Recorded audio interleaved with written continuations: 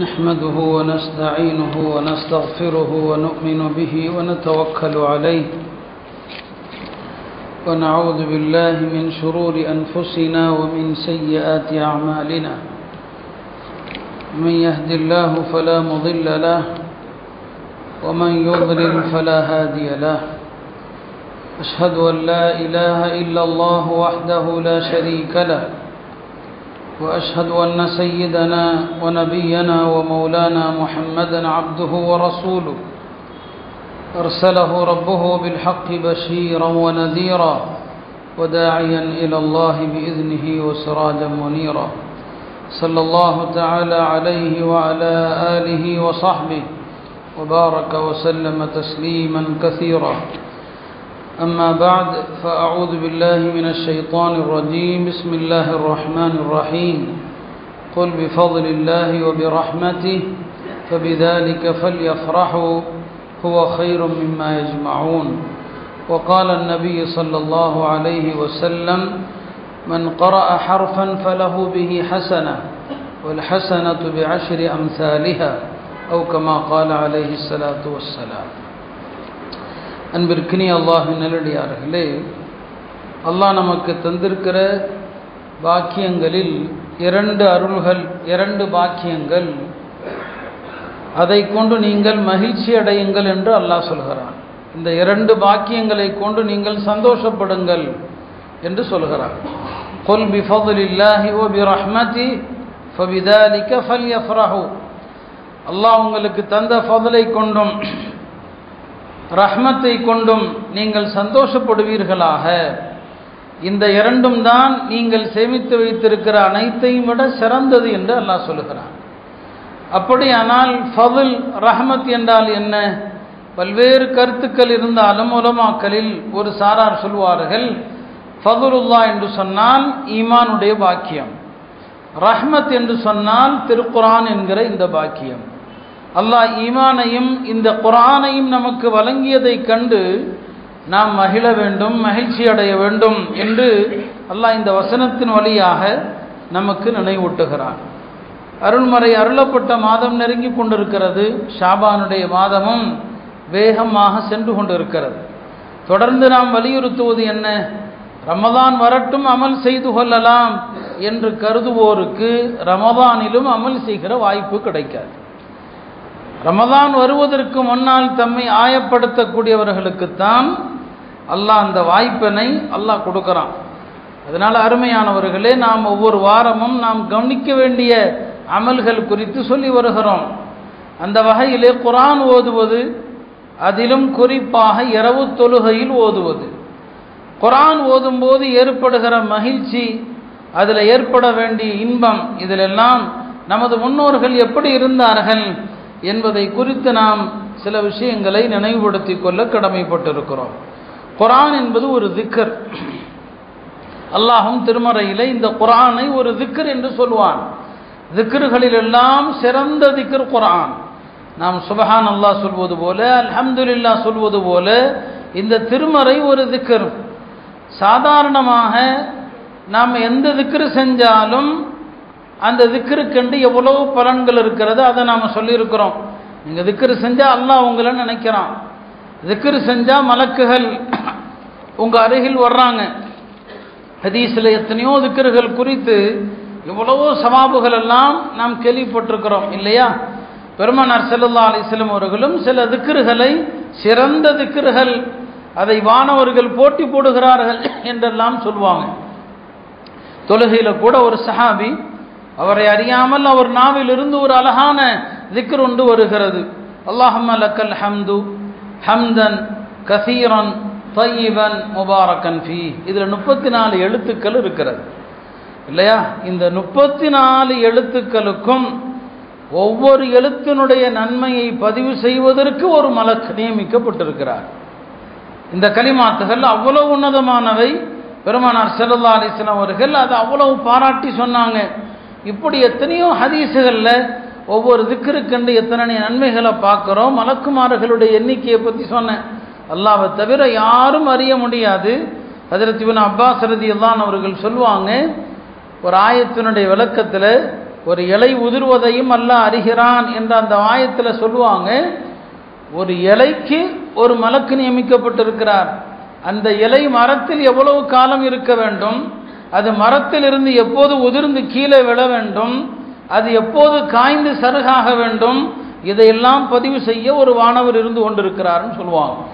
வானவர்களுடைய கூட்டம் என்பது மனித கற்பனைக்கு அப்பாற்பட்ட எண்ணிக்கை. அருமையானவர்களை, இப்படி சின்ன சின்ன திக்ருகளுக்கும் கூட எவ்வளவோ நன்மைகள் இருக்கிற போது அல்லாஹுடைய அருள்மறை குர்ஆன் அதற்கு எவ்வளவு நன்மைகள் இருக்கும் யோசித்து பாருங்கள். அந்த குர்ஆனை எவ்வளவு ரசித்து நாம் ஓத வேண்டும் எண்ணி பாருங்கள். நாம் அந்த அளவுக்கு குர்ஆனோடு இன்றைக்கு தொடர்புடையவர்களாக இருக்கிறோமா? நபி ஸல்லல்லாஹு அலைஹி வஸல்லம் அவர்கள் ஷுரைஹ் அல்-ஹதரமி என்ற ஒரு சஹாபி, அவரை பற்றி சொல்லுவாங்க, கான லா யதவஸ்ஸதுல் குர்ஆன், அவர் இரவு நேரத்தில் குர்ஆனை தன்னுடைய தலையணையாக ஆக்கியது கிடையாது அப்படின்னு சொல்லுவாங்க. இதற்கு என்ன அர்த்தம்? யாராவது குர்ஆனை தலஹனியாக வச்சு படுத்திருப்போமா? யாரும் செய்ய மாட்டோம். யாரும் அப்படி செய்ய போறதில்லை. குர்ஆனை போய் யாராவது தலஹனியாக வச்சு படுத்திருப்போமா என்ன? ஆனால் இந்த சஹாபியை பற்றி சொல்றாங்க, அவர் குர்ஆனை தலஹனியாக ஆக்கினது இல்லைன்னு சொல்லி. யாருமே ஆக்கினது இல்லையே. அதற்கு விளக்கம் தரக்கூடிய உலமாக்கள் சொல்றாங்க, குர்ஆனை அவர் தலஹானியை ஆக்கிறது இல்லைன்னா என்ன அர்த்தம்? அவர் இரவுல குர்ஆன் ஓதாமல் படுத்ததே இல்லை. யார் குர்ஆனை ஒரு ஓரத்தில் வச்சுட்டு ராத்திரி படுத்து தூங்குறானோ அவன் குர்ஆனை தலஹானி ஆக்கிட்டான்னு அர்த்தம். இரவுல குர்ஆன் ஒரு மூலையில் இருக்குது, இவர் நிம்மதியாக தூங்குறாரு, குர்ஆன் ஓத வேண்டும் என்கிற எண்ணமே வரல, குர்ஆனை குறித்த சிந்தனை வரலன்னா இவர் குர்ஆனை தலஹானியாக ஆக்கிட்டாரு.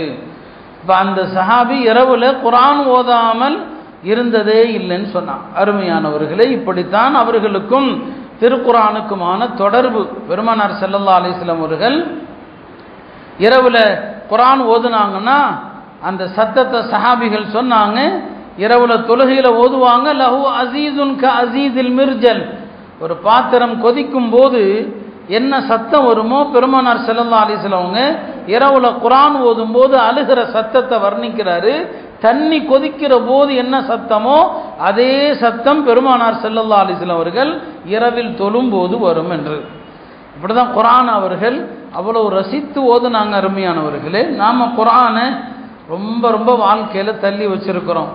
குர்ஆன் ஓதாத வாழ்க்கையில நிச்சயமாக நிம்மதி இருக்காது, அதுல எந்த விதமான சந்தோஷமும் இருக்காது. அதுல இரவுல குர்ஆன் ஓதுறது, நாம பகல் காலத்திலேயே குர்ஆனை புறக்கணிக்கிறோம். யார் இரவுல ஓத போறாங்க?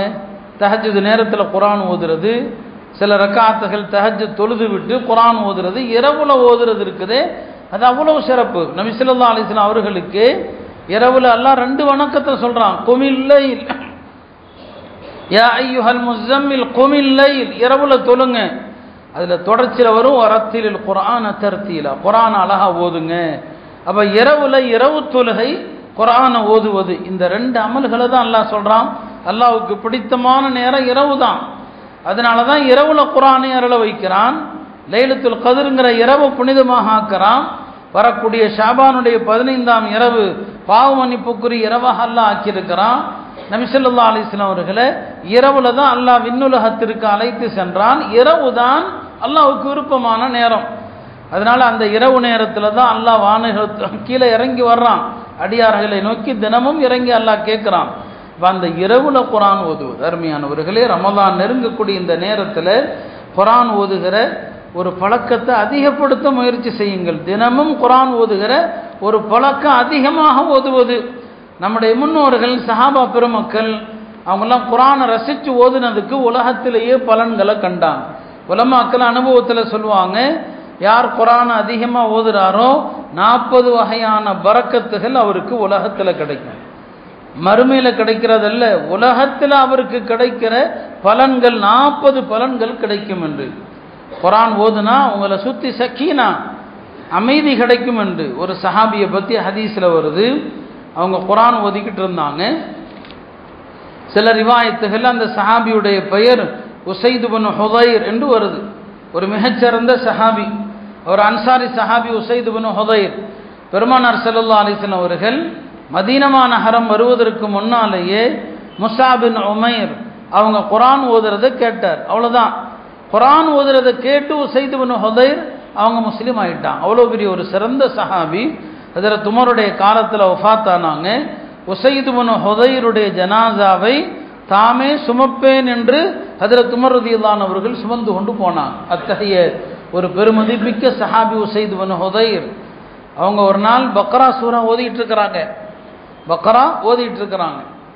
ஓதிட்டு இருக்கும்போது அவங்க வீட்டு முன்னால குதிரையை 2 கயிறுகளால் கட்டி வச்சிருக்கிறாங்க. திடீரென்று பார்த்தா அந்த குதிரை மிரளுது. என்ன என்று பார்க்குறாங்க, வானத்தில் அழகான வெளிச்சம் தெரியுது, ஒரு பிரகாசம் தெரியுது மேகக்கூட்டத்துக்கு நடுவில். அவர் காலையில் பெருமானார் ஸல்லல்லாஹு அலைஹி வஸல்லம் அவர்களிடத்தில் அந்த மேகக்கூட்டம் என்ன என்று சொன்னபோது கேட்டபோது பெருமானார் சொன்னாங்க, அது சக்கீனா, நீ குர்ஆன் ஓதுகிற நேரத்தில் இறங்கின சக்கீனான்னு சொன்னாங்க. நீங்கள் குர்ஆன் ஓதுறீங்கன்னா உங்களுக்கு பக்கத்தில் சக்கீனா இறங்குது. சக்கீனா என்ன, நிறைய விளக்கம் அதுக்கு கொடுப்பாங்க. சக்கீனான்னு சொன்னால் மூசா அலைஹிஸ்ஸலாம் எந்த பெட்டிக்குள் தௌராத்தை வச்சாங்களோ, தன்னுடைய கைத்தடியை வச்சாங்களோ, அல்லாஹ் கொடுத்த ஞான பலகையை வச்சாங்களோ, அந்த பெட்டி தான் சக்கீனா. குர்ஆன் ஓதுகிற ஒவ்வொருவருக்கு அருகிலும் அந்த மூசா அலைஹிஸ்ஸலாமுடைய தாபூத், அந்த சக்கீனா என்கிற அந்த பெட்டி வந்து செல்லும் என்று சொல்றாங்க. அருமையானவர்களே, இப்போ குர்ஆன் ஓதுகிற இடத்துல சக்கீனா இறங்குதுன்னு சொன்னாங்க. பரா இப்னு ஆசிப் ரலியல்லாஹு அன்ஹு அவர்கள் அறிவிக்கிற ஹதீஸ்ல வருது, ஒரு சஹாபி குர்ஆன் ஓதுறாங்க, சூரத்துல் கஹஃப் ஓதிட்டு இருக்கிறாங்க. ஓதும்போது அங்கே அவருக்கும் இதே தான், அவருடைய குதிரை மிரளுது, என்னன்னு தெரியல. குர்ஆன் ஓதுறத நிறுத்தினா அதுவும் அமைதியாகிடுது, திரும்ப ஓதுனா குதிரையும் மிரளுது. அவருக்கும் பயம், அவருடைய குழந்தை பையன் படுத்திருக்கிறான், இந்த குதிரையினால மகனுக்கு ஆபத்து வருமோ என்று ஓதுறத நிறுத்தவா வேண்டாமான்னு தெரியல. வானலோகத்தை பார்க்குறாரு, அவரும் ஒரு மேகத்தை தான் பார்க்குறாரு. மறுநாள் காலையில் நபி ஸல்லல்லாஹு அலைஹி வஸல்லம் அவர்களிடத்தில் சொன்னபோது பெருமானார் ஸல்லல்லாஹு அலைஹி வஸல்லம் சொன்னாங்க, நீ தொடர்ந்து ஓதி இருக்கலாமேன்னு சொன்னாங்க. அந்த மேகக்கூட்டம் யாரும் அல்ல, உன்னுடைய குர்ஆன் திலாவத்தை கேட்பதற்காக வந்த வானவர்கள். நீ குர்ஆன் ஓதுறத கேட்பதற்கு வந்த வானவர்கள், நீ தொடர்ந்து ஓதி இருக்க வேண்டுமேன்னு சொன்னாங்க. நீங்கள் இரவு நேரத்தில் குர்ஆன் ஓதுறீங்கன்னு சொன்னால் அதை கேட்பதற்கு வானலோகத்து வானவர்கள் வர்றாங்க. இன்றைக்கு இரவு நேரத்தில் ஆண்கள் பெண்கள் எல்லாருமே, வீட்டில் உள்ள எல்லாரும் இந்த ஃபோனில் வரக்கூடிய கண்டதுகள் இதையும் பார்க்குறோம். சிலர் அரசியலை பார்க்குறாங்க, அது ஒரு குப்பை அது இல்லையா. சிலர் பார்க்கக்கூடாத தவறான விஷயங்களை பார்க்குறாங்க, சிலர் விளையாட்டை பார்க்குறாங்க. மொத்தத்தில் எல்லாமே ஆபத்தானவை, மறுமையில் நம்மை மிகப்பெரிய ஆபத்தில் தள்ளக்கூடிய விஷயங்களை பார்க்குறோம். யாராவது படுக்கிறதுக்கு முன்னால் குர்ஆனை எடுத்து ஓதி கொண்டு படுப்போம், அந்த எண்ணம் நமக்கு வர்றதில்லை. ஃபுதைல் இப்னு இயாத் அவர்கள் ஒரு பெரிய மகான், அவங்க சொல்லுவாங்க, இரவின் ஆரம்பத்திலேயே எழுந்துருவேன், கொஞ்ச நேரம் இஷாவை தொழுதுட்டு படுக்கிறது, ஆரம்பத்திலே எஞ்சிருவேன், எஞ்சி டயத்தை பார்த்தா இவ்வளோ நேரம் இருக்குது அப்படின்னு நினைப்பேன். ஆனால் தக்பீர் கட்டி நான் குர்ஆன் ஓத ஆரம்பிப்பேன். குர்ஆன் ஓதுவதில் இவ்வளவு லயித்து போயிடுவேன், இவ்வளவு இன்பத்தில் மூழ்கி இருப்பேன். காலையில் ஃபஜ்ர் வக்து வந்துடும், ஆனால் குர்ஆன் ஓதிய அந்த நிறைவு எனக்கு ஏற்படாது. ராத்திரி பூரா ஓதியிருப்பார், இரவெல்லாம் ஓதி முடிப்பேன், ஃபஜ்ருடைய வக்து வந்துடும், ஆனால் குர்ஆன் ஓதுவதில் ஏற்பட்ட ஆசை தீர்ந்திருக்காது. இதுதான் அவர்களுடைய இரவு நேரங்கள் அந்த அளவுக்கு இருந்துச்சு. அல்லாஹ்வுடைய நல்லடியார்களுக்கு இரவு நேர இன்பம் இருக்குது, அது உலக ஆபாசங்களில் கழிக்கிறாங்க இல்லையா, அவர்களுக்கு அந்த ஆபாசத்தில் கழிப்பதில் கிடைக்கிற இன்பத்தை விட அல்லாஹ்வுடைய நல்லடியார்களுக்கு இரவு நேர வணக்கம் இன்பமானது. இரவு நேரத்தில் நிற்பது, இரவு நேரத்தில் ஓதுவது, இதெல்லாம் ஆசாபாசங்களில் கழிக்கிறாங்க இல்லையா, அவங்களுக்கு ஒரு இன்பம் கிடைக்குது. அந்த இன்பத்தை விட இவர்களுக்கு இன்பமானது. பெருமானார் ஸல்லல்லாஹு அலைஹி வஸல்லம் அவர்கள் இரவுல தூங்குறது ரொம்ப கம்மி தான். சில நேரங்களில் அன்னை ஆயிஷாவோடு பேசிக்கொண்டு இருப்பாங்க. பிறகு சொல்லுவாங்க, ஆயிஷா என்னை விட்டுவிடு, நான் வணங்க வேண்டும், நீ எனக்கு பிரியமானவள், உனக்கு சந்தோஷம் அளிக்கிற விஷயம் எனக்கும் சந்தோஷம் அளிக்கும், ஆனாலும் நான் இந்த இரவு நேரத்தை என் ரப்புக்காக ஒதுக்குகிறேன் என்று சொல்லி ஒது செய்வாங்க. அழகான முறையில் ஒது செய்து விட்டு நின்று தொழுவாங்க. தொலை ஆரம்பித்ததுமே அழ ஆரம்பிச்சிருவாங்க. அன்னை ஆயிஷா சொல்கிறாங்க, பெருமானார் அழ துவங்கியதும் அவங்களுடைய கண்ணீர் துளி என் மடியில் விழும். கொஞ்ச நேரத்தில் பார்த்தா அவங்களுடைய தாடியெல்லாம் நனைஞ்சிருக்கும். அதற்கு பிறகு பார்த்தா பெருமானார் நின்ற இடத்தில் உள்ள தரை நனைந்திருக்கும். இதுதான் ரசூல் ஸல்லல்லாஹு அலைஹி வஸல்லம் இரவு நேரம். இமாம் மௌசாஇ என்ற ஒரு பெரியவங்க இருந்தாங்க. ராத்திரி குர்ஆன் ஓதி தொழுவாங்க. காலையில் ஃபஜ்ர் நேரத்தில் பார்த்தா பாயெல்லாம் நனைஞ்சிரும். ஒரு நாள் காலை நேரத்தில் அவங்களுடைய வீட்டுக்கு பக்கத்து வீட்டு பெண்மணி வந்தாங்க. இமாம் மௌசாஇ இரவில் தொழுத பாய் நனைஞ்சிருக்கிறத பார்த்து அந்த பக்கத்து வீட்டு அம்மா ஔசாயியுடைய மனைவியிடத்தில் சொன்னாங்களாம், ஏமா இந்த பாயில் குழந்தை சிறுநீர் போயிருக்கும் போல் தெரியுது, இந்த பாயை சுத்தப்படுத்தி வைன்னு சொல்லி. அந்த அம்மா சொன்னாங்களா, அது குழந்தையின் சிறுநீர் அல்ல, என் வீட்டில் உள்ள பெரிய அறிஞரான என் கணவருடைய கண்ணீர். இது இன்று நடப்பதல்ல, நீ இன்னைக்கு பார்க்குற, இது தினசரி நடக்கும். அவர் ராத்திரி தொழுத பாயை காலையில் பார்த்தோன்னு சொன்னால் பாயெல்லாம் நனைஞ்சிருக்கும். இதுதான் அவருடைய இரவு நேர வணக்கம் அப்படி இருக்குன்னு சொல்லி அந்த அம்மா சொன்னாங்க. அருமையானவர்களே, நம்முடைய இரவுகளும் பகல்களும் எவ்வளவு மோசமாக கழிகிறது, எவ்வளவு மோசமாக நாம் கழித்து கொண்டிருக்கிறோம். வாழ்க்கையில் உலகத்தில் நடக்கிற எல்லா விபத்துகள் ஆபத்துகள் எல்லாத்தையும் பார்க்குறோம். ஆனாலும் நமக்கு ஆகிரத்தின் மீதான நாட்டம் வர்றதில்லை. எனவே ரமதானுக்கு முன் இரவு காலங்களை அழகுபடுத்துங்கள். இரவில் நீண்ட நேரம் வணங்குறதுக்கு நாங்கள் ஹாஃபிஸா இல்லையேன்னு நினைக்கலாம். நாங்கள்லாம் ஹாஃபிஸுகள் இல்லையே, எவ்வளோ நேரம் வணங்க முடியும்? ஹாஃபிஸா இருக்கணும்னு தேவையில்லை. உங்களுக்கு தெரிஞ்ச சூறாவை திரும்ப திரும்ப திரும்ப திரும்ப ஓதிக்கிட்டே இருங்க. எது தெரியுமோ அதை ஓதுங்க. ஒரு சஹாபி இரவெல்லாம் குல் ஹுவல்லாஹ் ஓதிக்கிட்டே இருந்தாங்க. குல் ஹுவல்லாஹ் ஓதிக்கிட்டே இருந்தாங்க, ராத்திரி பூரா ஓதுனாங்க. அவருக்கு அதில் அப்படி ஒரு இன்பம். நபி ஸல்லல்லாஹு அலைஹி வஸல்லம் அவங்கள்ட்ட சொல்லப்பட்டது, இந்த தோழர் ராத்திரி எல்லாம் குல் ஹுவல்லாஹ் ஓதிக்கிட்டே இருந்தார். ஒரே சூறாவை ஒரே வசனத்தை மீண்டும் மீண்டும் ஓதலாமா? சில நோக்கங்களுக்கு ஓதலாம். அந்த நோக்கம் இல்லைன்னா உலமாக்கள் மக்ரூஹ்னு சொல்லுவாங்க. அப்போ இன்பத்தோடு ஓதலாம், தவறு இல்லை. நீண்ட நேரம் தொழணும். ஒருத்தருக்கு பெரிய சூறாக்கள் தெரியாது, தெரிஞ்ச சூறாவை ஓதி தொழுகை நீட்டுறதுக்காண்டி ஓதலாம். அப்போ பெருமானார் ஸல்லல்லாஹு சொல்லப்பட்ட போது அப்படியா சொன்னாங்க. சரிதான், சூரத்துல் இஹ்லாஸ் இருக்கிறது, அதை ஒரு முறை ஓதுவதானது முழு குர்ஆனில் 1/3 ஓதியது போலன்னு சொன்னாங்க. குல் ஹுவல்லாஹ் சூறாவை ஒரு தடவை ஓதுவதானது 1/3 ஓதிய போது. என்ன காரணம்? குர்ஆனுடைய மொத்த கருத்துக்களும் என்ன 3 தான். குர்ஆனுடைய மொத்த கருத்துக்கள் 3 தான், ஷரியத்துடைய சட்டங்கள். குர்ஆனுடைய 2வது கருத்து என்ன? முன் வாழ்ந்த சமுதாயத்தினுடைய வரலாறுகள். 3வது என்ன? குர்ஆனில் ஏகத்துவம். மொத்த குர்ஆனும் ஃபாத்திஹாவிலிருந்து நாஸ் வரைக்கும் குர்ஆனை இந்த 3 கருத்துக்களில் அடக்கலாம். சட்டதிட்டங்கள், முன் வாழ்ந்த சமுதாயத்தின் வரலாறுகள், ஏகத்துவம். குல் ஹுவல்லாஹ்ல ஏகத்துவமே இருக்கிறது, ஒன்றுமே இல்லை. எனவே குல் ஹுவல்லாஹ் சூரா ஓதிட்டா குர்ஆனில் 3ல் 1 ஓதுன மாதிரி. அப்போ அவர் அப்படி ஓதினாரா? அவர் அழைத்து கேட்டாங்க, ஏன் அந்த சூறாவே ஓதுனீங்களாமே? எனக்கு அதன் மீது அப்படி ஒரு இன்பம், அப்படி ஒரு இன்பம். அல்லாஹ் உம்மை நேசிக்கிறான் என்று அவருக்கு சுப செய்தி சொன்னாங்க. பெருமானார் ஸல்லல்லாஹு அலைஹி வஸல்லம் அவர்களும் ஒரே ஆயத்தை ராத்திரி எல்லாம் ஓதுனாங்க. சூரா மாயிதாவுடைய இறுதியில் வரக்கூடிய இன் துஅذிபுஹும் ஃபஇன்னஹும் இபாதுக், இன் துஅذிபுஹும் ஃபஇன்னஹும் இபாதுக். ஈசா அலைஹிஸ்ஸலாம் சொல்றது அது. மறுமையில் அல்லாஹ்வுக்கும் ஈசா அலைஹிஸ்ஸலாமுக்கு இடையில ஒரு உரையாடல் நடக்கும். அது மாயிதாவுடைய கடைசியில் அந்த உரையாடலை தான் அல்லாஹ் சொல்வான். அல்லாஹ் ஈசா அலைஹிஸ்ஸலாம்கிட்ட பிரத்யேகமாக விசாரிப்பான். நம்ம அவங்களுடைய சரித்திரத்தை சொன்னோமா இல்லையா? அவங்கள்ட்ட கேட்பான், உங்களை கடவுளாக்குமாறு நீங்க சொன்னீங்களான்னு சொல்லி. அதுக்கு அவங்க பதிலளித்து கொண்டே வருவாங்க, நான் அப்படி சொன்னான்னு சொல்லி.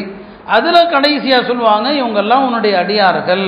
இன் துஅذிபுஹும், நீ தண்டித்தால் உனக்கு உரிமை இருக்குது, உன்னுடைய அடியார்கள் தான். நீ மன்னித்தால் நீ யாவற்றின் மீதும் சக்தி பெற்றவன் அப்படின்னு சொல்லுவாங்க.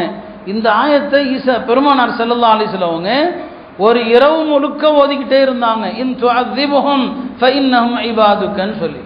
முஹம்மத் பின் முன்கதிர் அப்படின்னு ஒரு தாபி இருந்தார். அவர் ராத்திரி எல்லாம் என்ன செஞ்சார்? அழுதுகிட்டே இருந்தார். இரவெல்லாம் அழுக ஓதுறார். காலையில் அவங்களுடைய தாயார் அவங்களுடைய தாயார் ஹஜ்ரத் உமர் என்று நினைக்கிறேன், அவங்கள்ட்ட அல்லது இன்னொரு சஹாபிட்ட கேட்குறாங்க, என் மகா ராத்திரி எல்லாம் அழுதுகிட்டே நிற்கிறாரு, ஓதிக்கிட்டே நிற்கிறாரு, எனக்கு பயமாக இருக்குது, அவர்கிட்ட ஏதாவது கேளுங்க ஏன் அழுகிறாருன்னு சொல்லி. அவங்க கேட்டாங்க, ஏங்க இப்படி அழுதிங்கன்னு சொல்லி. அவர் சொன்னார், ஒரு ஆயத்தை தான் நான் ஓதுனேன், அந்த ஆயத்தினுடைய கருத்தை நினச்சி நான் அழுதேன், அந்த ஆயத்தை நான் தாண்டவே முடியல. அல்லாஹ் குர்ஆன்ல இப்படி கேட்பான், ஹஸிபல்லதீன ஜத்தரஹு ஸய்யிஆத் அன் நஜஅலஹும் கல்லதீன ஆமனு, துணிந்து பாவம் செய்தவர்கள் இப்படி எண்ணிக்கொண்டிருக்கிறார்களா, அவர்களை ஈமான் கொண்டவர்களை போன்று ஆக்கி விடுவோம் என்று. ஏன்னா பாவம் செய்கிறவனுக்கெல்லாம் ஒரு தைரியம், அல்லாஹ் மன்னிச்சிருவான்னு சொல்லி இல்லையா? அது பாவம் செய்கிற போது அப்படி தைரியம் வரக்கூடாது. அல்லாஹ் கேட்குறான், பாவிகளையும் நல்லவர்களையும் சமமாக்கி விடுவோமா என்று அல்லாஹ் கேட்குறான். அதை நினைச்சு அழுதேன் என்று சொன்னாங்க. இமாமுல் ஆதம் அபு ஹனீஃபா ரஹ்மத்துல்லாஹி அலைஹி அவங்க இரவு தொழுகையில் நின்று ஓதுனாங்க. ஓதிக்கிட்டே வருகிற போது சூரத்து தூர்ல ஒரு ஆயத்து வருது, ஃபமன் அல்லாஹு அலைனா, அல்லாஹ் எங்கள் மீது உபகாரம் புரிந்தான், வகானா அஸாப ஸமூம், கொதிக்கும் நெருப்பிலிருந்து எங்களை பாதுகாத்தான். இந்த ஆயத்தை ஓதுனாங்க. காலையில் ஃபஜ்ர் வக்த் ஆயிடுச்சு. இதெல்லாம் இரவு நேரத்தில் அவர்களது இன்பம், இரவு தொழுகையில் ஒரு இன்பம், அந்த தொழுகையில் குர்ஆன் ஓதுவதில் ஒரு இன்பம். அந்த இன்பத்தை அடைந்த பெருமக்கள் அவங்களுடைய இரவு காலங்கள் இப்படியெல்லாம் கழிந்ததாக நாம் சரித்திரத்தில் பார்க்கிறோம். அருமையானவர்களே, ரமதானுக்கு முன்னால் இந்த வணக்கங்களை கொண்டு நாம் தயாராகலன்னு சொன்னால் நாம் எப்படி ரமதானை புனிதமாக ஆக்க முடியும்? சஹாபா பெருமக்கள் குர்ஆனை ரொம்ப சிந்தித்து ஓத ஆசைப்படுவாங்க. ஹஜ்ரத் இப்னு மஸ்ஊத் ரலியல்லாஹு அன்ஹு அவர்கள் சொன்னாங்க, நபி ஸல்லல்லாஹு அலைஹி வஸல்லம் அவங்கள்ட்ட இருந்து குர்ஆனுடைய 10 ஆயத்துகளை கேட்டுக்குவோம். 10 ஆயத்து. அந்த 10 ஆயத்தை என்ன செய்வோம்? திரும்ப திரும்ப ஓதுவோம். அந்த 10 ஆயத்துகளை சிந்திப்போம். அந்த 10 வசனங்கள்ல அல்லாஹ் என்ன சொல்லியிருக்கிறானோ அதை செயல்படுத்துவோம். அதுக்கப்புறம் தான் அடுத்த விஷயங்களை கற்றுக்கொள்ள போவோம்னு சொன்னாங்க. குர்ஆனை கொண்டு இன்னைக்கு நாம வாழ்க்கையில் அதை நடைமுறைப்படுத்துறதும் இல்லை. குர்ஆனுடைய சட்டங்களை இன்றைக்கு மத்திய அரசாங்கம் எல்லா சட்டங்களையுமே கொண்டு வந்து விட்டது. எல்லாமே ஒரு காலத்தில் நடக்குமா அப்படின்னு எதையெல்லாம் நீங்கள் கேட்டீங்களோ எல்லாம் வந்துருச்சு, வக்ஃபு திருத்த சட்டம் உட்பட. ஆனால் யோசிச்சு பார்க்கணும், இந்த வக்ஃபு திருத்த சட்டத்தை அரசாங்கம் கொண்டு வர்றதுக்கு என்ன காரணம் சொல்லுது தெரியுமா? நான் இப்பெல்லாம் அரசியல் அதிகம் பேச விரும்புறதில்லை. நம்முடைய தவறுகள் தான் ஆட்சியாளர்கள், ஞாபகம் வச்சுக்கோங்க. நாம் சரியாகாமல் இந்த ஆட்சி மாறாது. அது அல்லாஹ்வுடைய நியதி. அது நம்முடைய செயல்பாடுகள். நாம் இப்படியெல்லாம் ஒரு ஆட்சி வர்றதுக்கு முன்னால் ஒழுங்காக இருந்தோமா? வக்ஃபுடைய சட்டங்களை பேணி நடந்தோமா? அரசாங்கம் சொல்கிற காரணம் ஆச்சரியமாக இருக்குது. நாங்கள் சிறுபான்மை மக்களுடைய வக்ஃபு சொத்தை பாதுகாக்கிறதுக்கு தான் இந்த சட்டத்தை கொண்டு வந்திருக்கிறோம். ஏன்னா இந்த வக்ஃபு சம்பந்தமான வழக்குகள் 40,000 வழக்குகள் இருக்குதான் நிலுவையில் நீதிமன்றத்தில். இந்த வழக்குகள் எல்லாம் நாங்கள் போடல, முஸ்லிம்களுக்கு எதிராக போட்டுக்கிட்டாங்க. முஸ்லிம்களே போட்ட வழக்குகள் 40,000 வழக்குகள். ஒரு பள்ளிவாசலில் ஒரு பழைய நிர்வாகம் இருந்திருக்கும், புதிய நிர்வாகம் வந்திருக்கும். பழைய நிர்வாகி பள்ளியினுடைய ஆவணங்களை எல்லாம் எடுத்துக்கொண்டு போய் வீட்டில் கொண்டு போய் வச்சுக்கிறாரு. புது நிர்வாகம் வழக்கு போடுது, இந்த ஆவணங்களை எல்லாம் வாங்கி கொடுங்க. இப்படி கிட்டத்தட்ட 30,000 40,000 வழக்குகள் உங்களில் சிலருக்கு எதிராக போட்டிருக்கீங்க. அப்படின்னா நிறைய பேர் உங்களில் அநியாயம் பண்ணியிருக்காங்க இல்லையா? அந்த அநியாயக்காரர்கள்ட்ட இருந்து உங்கள் சொத்தை மீட்கிறதுக்கு தான் இந்த சட்டம். இது அரசாங்கம் சொல்கிற காரணம். இப்போ பாருங்கள், நாம் அல்லாஹ்வுடைய சட்டத்தை மதிக்காததுனால இது எல்லாம் வரும். அவங்க அடுத்த போது சிவில் சட்டம் கொண்டு வந்தால் என்ன ஷரியத்தை நாம் பின்பற்றிட்டு இருக்கிறோம்? ஏதாவது நம்மள்கிட்ட இருக்குதா? வணக்கங்கள், தொழுகை உள்ளிட்ட வணக்கம் இருக்குது. அல்லாஹ்வுடைய எந்த சட்டத்தை, பாகப்பிரிவினை சட்டம் நம்மள்கிட்ட கரெக்டாக பின்பற்றுகிறோமா? இல்லை. இப்போ அரசாங்கம் கொண்டு வந்தால் என்ன ஆச்சரியப்பட இருக்கிறது? அருமையானவர்களே, குர்ஆனுக்கு நாம் விட்டோம், அதனுடைய சட்டத்திட்டங்களையும் அல்லாஹ் குர்ஆனில் சொல்லக்கூடிய எல்லாவற்றையும் நாம் விட்டதனுடைய விளைவு தான் இதெல்லாம். அதனால குர்ஆனை ஓதுவது நன்மை, குர்ஆனை ஓதணும். குர்ஆனை அழகா ஓதுவதுடைய கண்ணியம் ஒன்று இருக்குது.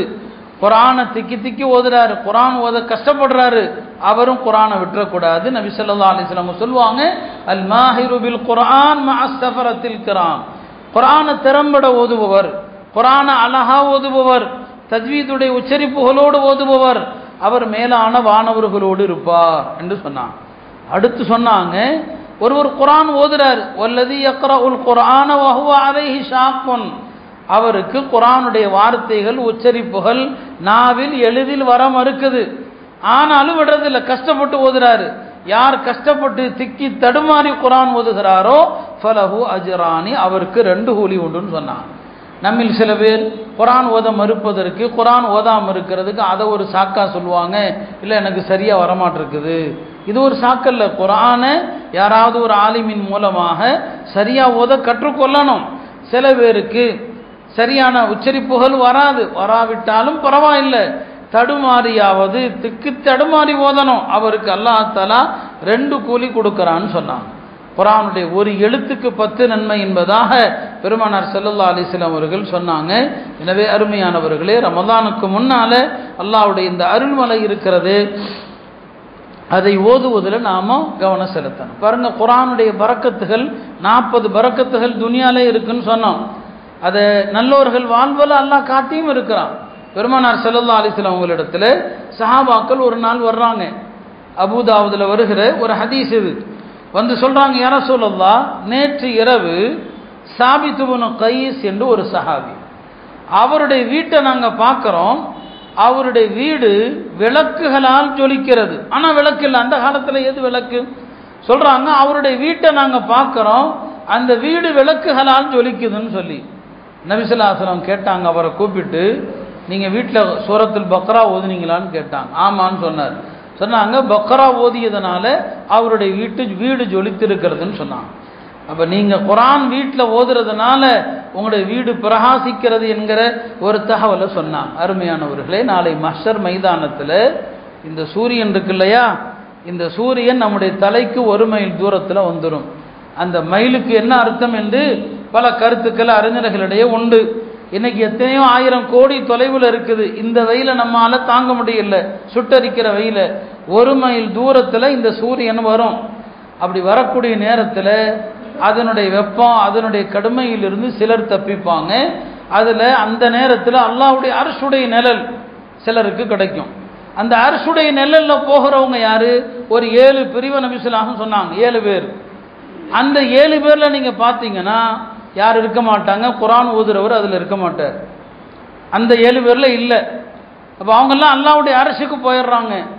யார் குர்ஆன் ஓதுறாங்களோ அவங்க எப்படி தப்பிப்பாங்க? பெருமானார் ஸல்லல்லாஹு அலைஹி வஸல்லம் சொன்னாங்க, இந்த சூரியன் 1 மைல் பக்கத்துல வந்துரும் உங்க தலைக்கு மேல. யார் குர்ஆன் ஓதினாரோ பக்ராவும் ஆல இம்ரானும் அவருடைய தலைக்கு மேல் மேகமாக வந்து நிழலிடும். அவருக்கு அல்லாஹ்வுடைய அர்ஷுடைய நிழல் கூட தேவையில்லை. அவர் ஓதி இந்த பக்ராவும் ஆல இம்ரானும் அவருடைய தலைக்கு மேல் மேகமாக வந்து நிழல் கொடுக்கும். அதுல அவங்க தப்பிச்சிருவாங்க. அந்த 1 மைல் தொலைவில் இருக்கிற அந்த சூரிய வெப்பத்தினால அவர்களுக்கு எந்த சூடும் தெரியாது. இந்த மேகம் அவர்களுக்கு குளிர்ச்சியாக மாறும் சொன்னார். அருமையானவர்களை, இப்படி அல்லாஹ்வுடைய அருள்மறை குர்ஆன் அவ்வளவு சிறப்புகள் நிறைந்த குர்ஆன் இது, அவ்வளவு மேன்மை நிறைந்த குர்ஆன் இது. பெருமானார் ஸல்லல்லாஹு அலைஹி வஸல்லம் அவர்கள் இந்த குர்ஆனை ஓதுவதில் அவர்களுக்கு அவ்வளவு அதீத இன்பம்.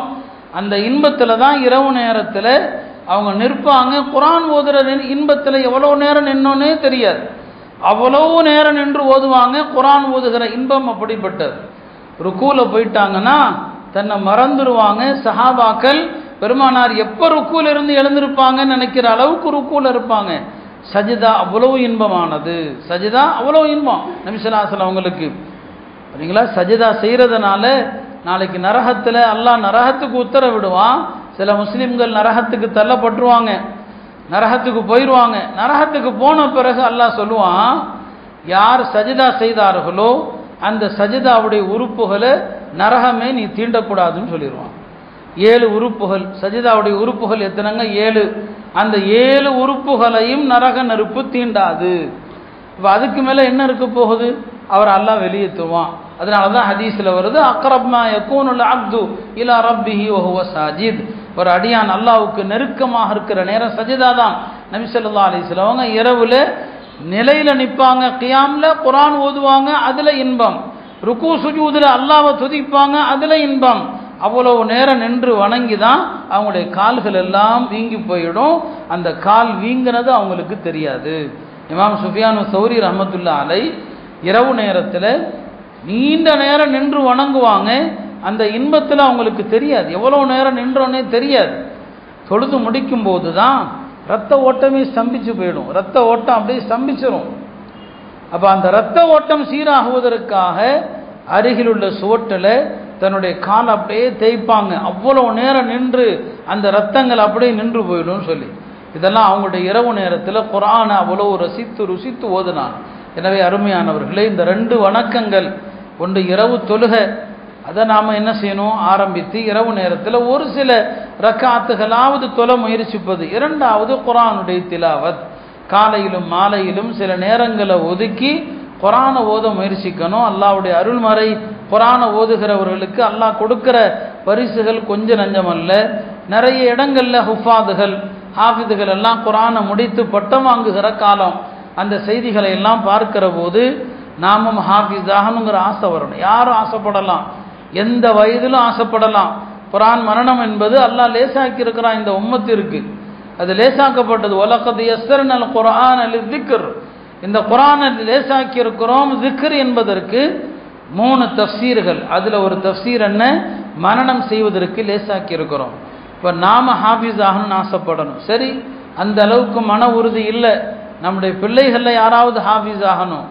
பிள்ளைகள் பெரியவர்கள் ஆயிட்டாங்க, நம்முடைய பேரம்பேத்திகளில் யாராவது ஹாஃபிஸ் ஆகணும். மொத்தத்தில் இந்த குடும்பத்தில் ஒரு ஹாஃபிஸ் இருக்கணும். கியாமத்து நாள் வரை இந்த சந்ததிகளில் ஹுஃபாதுகள் வரணும் அப்படிங்கிற ஒரு எண்ணத்தை நாம் இந்த நேரத்தில் ஏற்படுத்தணும். ஏன்னா இந்த செய்திகளை அதிகம் பார்க்குறோமா இல்லையா? அதெல்லாம் வெறும் தகவலாக இல்லாமல் அல்லாஹ் இது போன்ற பாக்கியம் நிறைந்த பிள்ளைகளை எங்கள் குடும்பத்திலையும் கொடு என்று அல்லாஹ்ட்ட கேளுங்க. அல்லாஹுடைய அருள்மறையை ஓத ஆரம்பித்து ரமதான் வருகிற போது சில ஹத்தமாத்துகள் குர்ஆன சில குர்ஆன்கள் நாம் நிறைவு செய்தவர்களாக ரமதானை நாம் எதிர்கொண்டோன்னு சொன்னால், இந்த குர்ஆன் அருளப்பட்ட மாதத்திற்கு முன்னால குர்ஆனை ஓதியே அதை வரவேற்கிற போது ரமதானுடைய அத்தனை அருள்களும் அத்தனை பரக்கத்துகளும் நமக்கு கிடைப்பதற்கான வழிகளை எல்லாம் வல்ல அல்லாஹ் லேசாக்கி தருகிறான். அல்லாஹ் தஆலா நம்முடைய எல்லா விதமான பாவங்களையும் மன்னித்து புனிதமான ரமதானுக்கு முன்னாலேயே அமல்களை கொண்டு உயிர்ப்பிக்கிற தௌஃபீகை அல்லாஹ் நம் அனைவருக்கும் தந்தருள்வானாக. வஆஹிரு தஅவானா அல்ஹம்துலில்லாஹி ரப்பில் ஆலமீன்.